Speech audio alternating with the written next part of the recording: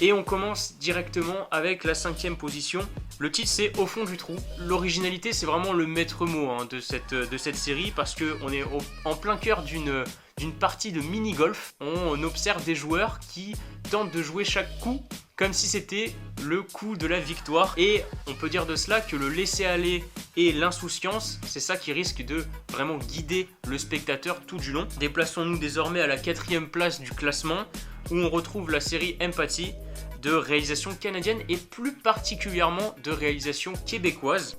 Au cœur d'un institut psychiatrique sécurisé, l'objectif de la réalisatrice Florence Longpré est de nous faire comprendre les émotions des patients et du personnel médical. A noter également la présence de l'acteur français Thomas N'Gijol et j'ai très hâte de voir sa performance dans un rôle qui a pas vraiment grand chose à voir. Le top 3, le podium avec déjà la compétition française et la série Clean qui est un projet avec la participation d'M6 et réalisé par Cathy Vernet.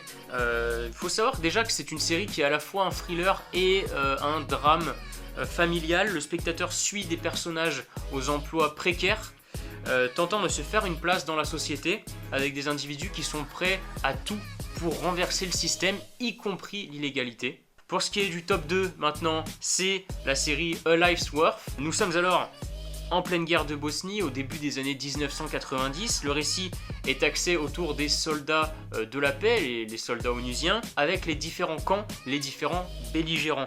L'impact que peut avoir cette série est majeur dans l'actualité, puisqu'elle rappelle ce qui est déjà l'une des plus tragiques, l'une des plus terribles guerres dans l'histoire récente européenne. Cette série, elle va forcément avoir une résonance par rapport au contexte actuel de la guerre en Ukraine. Le numéro 1, c'est vraiment Kaboul. Voilà, c'est dans la catégorie internationale. C'est une série qui est tout simplement déchirante.